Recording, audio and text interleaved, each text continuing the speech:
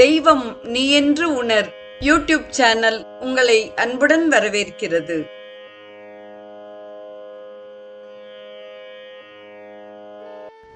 வாழிய செந்தமிழ்.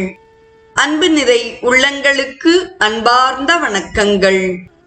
வாழ்ந்து காட்டிய வள்ளல்கள் வரிசையில் சுவாமி சிவானந்தரின் வாழ்க்கை வரலாற்றை தொடர்ந்து அவர் எழுதிய பகவத்கீதையின் கருத்துரை என்னும் நூலிலிருந்து இன்றைய நிகழ்வில் 6ஆம் அத்தியாயத்தின் கருத்துரை குறித்து நாம் தொடர்ந்து சிந்திக்க இருக்கிறோம். மனதை அடக்கி நிறுத்திய பின்பே உண்மை இன்பத்தை பெறுவது சாத்தியப்படும். மனதை நன்றாக புரிந்து தன்னைத்தானே அடக்கி நிறுத்த வேண்டும். மனதின் ஒரு அம்சம் ஏனைய பாகங்களை கற்க வேண்டும். தூய மனம் மாசுற்ற மனத்தை அடக்கி ஆள வேண்டும். நமது விரோதியும் நண்பனும் அகத்தேதான் இருக்கின்றனர். அது நமது மனம்தான். அடக்கப்படா மனமே உங்களது பகை, அடங்கிய மனமே உங்களது நண்பன். மனதை அடக்குவது எங்கனம்? அபியாசத்தாலும் வைராகியத்தாலும் மனம் அடக்கப்படுகிறது. அபியாசம் என்பது பயிற்சி, வைராகியம் என்பது ஆசையற்ற நிலை. மனம் சாதாரணமாக ஓய்வற்றதாக இருக்கிறது. அதை அடக்குவது மெத்த கடினமான செயலாகும். ஆனால் ஒன்றித்தலை பழகும் வைராகியம் உடையவனால் மனதை அடக்கி ஆள முடியும். பகவான் ஸ்ரீ கிருஷ்ணன் ஒன்றித்தலை குறித்து விளக்கமான ஒரு பாடத்தை அருளியிருக்கிறார். அதை சற்றே பழக முயற்சிக்க வேண்டுகிறேன். தொந்தரவு இல்லாத ஒரு நல்ல இடத்தை தேர்ந்தெடுங்கள். அந்த இடம் தரையிலிருந்து அதிகம் தாழ்வாகவோ உயரமாகவோ இல்லாததாக இருக்க வேண்டும். தர்பை புல் பாயை விரியுங்கள். அதன் மீது ஒரு மான் தோலை போட்டு அதற்கும் மேல் ஒரு துணியை விரியுங்கள். இதுவே தியானத்துக்கு உரிய லட்சிய இருப்பிடம். நிமிர்ந்து உட்காருங்கள். உடலை குலுக்காதீர்கள். புருவ மத்தியில் உள்ள இடத்தில் உங்கள் கருத்தை பதிய வையுங்கள். கடவுளை தவிர மற்ற எதையும் நினையாதீர்கள். மனம் ஓடத் துணிந்தால் அதை திரும்ப திரும்ப இந்த புருவ மத்திய நிலைக்கு கொண்டு வர முயலுங்கள். அதேபோல் தெய்வீக எண்ணத்திலேயே நின்று நிலவுங்கள். உங்களது இஷ்ட தெய்வத்தின் திருப்பெயரை பன்முறை உச்சரிப்பதும் பேருதவியாக இருக்கும். இந்த பயிற்சியினால் மனம் நன்கு அடங்கப்படும்.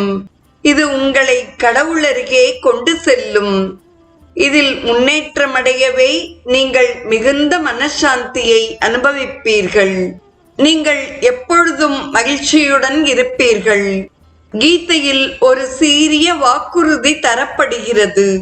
யோகமாகிய இந்த அமைதியான உற்சாகமான மனநிலை, கடவுளுடன் உள்ள இடைவிடாத இந்த தொடர்புதான் மாபெரும் பொக்கிஷமாகும்.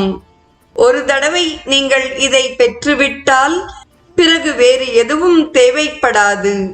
ஒரு தடவை நீங்கள் இதில் பதிந்து நின்றுவிட்டால் எந்த கெடுதலும் உங்களை அசைக்காது. தொந்தரவின் காரணத்திலிருந்து மனதை பின்னிழுக்கும் வழிமுறையை நீங்கள் தெரிந்து கொள்வீர்கள். அமைதி ஆனந்தத்தின் ஊற்றான கடவுளுடன் மனதை பிணைக்கும் விதத்தை நீங்கள் நன்கு அறிவீர்கள். தொடர்ந்த பயிற்சி பூரணத்திற்கு வழிகோலுகிறது. நாளடைவில் உங்களால் எல்லாவற்றையும் உங்கள் உள்ளில் பார்க்க முடியும் என்பதுடன் கடவுளின் சர்வ வியாபக தன்மையை உணரவும் முடியும். உங்களது அகக்கண் திறக்கப்படும். ஸ்தூல பார்வையை இழத்தலினால் ஒன்றுமில்லை. ஒன்றித்தல், தியானம் இவைகளை அபியசிப்பதின் மூலமாக உள்ளுள்ள விவேக கண்ணை திறந்து உங்களுக்குள்ளேயே கடவுளை காணுங்கள். இது ஒரே நாளில் முடியும் வேலை அல்ல. மனதை அடக்குவதும் எளிதன்று. தீய எண்ணங்கள், ஆசைகள், விருப்பங்கள் முதலிய இல்லாமல் இருந்தால் அதிவிரைவில் மனதை அடக்கிவிட முடியும். இன்றைல் வெகு காலம் பிடிக்கும். ஆனால் இங்கு தைரியமானதோர் வாக்குறுதி அளிக்கப்படுகிறது. இந்த யோகத்தை பழகுவதால் எந்தவித நஷ்டமும் கிடையாது. இந்த பிறவியிலேயே லட்சியத்தை அடைந்தால் மிகவும் நலம். இல்லையென்றால் இந்த ஜென்மத்தில் செய்தவை அடுத்த பிறவியில் மிகுந்த உதவியாக இருக்கும். இந்த பிறவியில் விட்டுவிட்ட இடத்திலிருந்து அடுத்த பிறவியில் தொடங்கினால் போதுமானது. அதிலிருந்து முன்னேறி செல்ல முடியும்.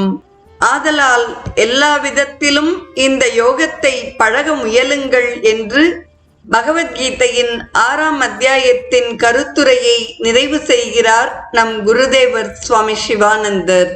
நாளைய நிகழ்வில் 7ஆம் அத்தியாயத்தின் கருத்துரையை நாம் தொடர்ந்து சிந்திப்போம். இன்றைய நிகழ்வை கேட்டு பயனுற்ற அத்துணை நல்ல உள்ளங்களுக்கும் நெஞ்சார்ந்த நன்றி. வாழிய செந்தமிழ், வாழ்க நற்றமிழர், வாழிய பாரத மணித்திருநாடு. தெய்வம் நீ என்று உணர் யூடியூப் சேனலை கேட்டு மகிழ்ந்த நீங்கள் உங்கள் நட்பு வட்டத்திற்கும் பகிர்ந்து தொடர்ந்து உங்களது நல்ல ஆதரவினை சப்ஸ்கிரைப் செய்து வழங்குமாறு அன்புடன் வேண்டுவது உங்கள் அன்பின் விசாலம்.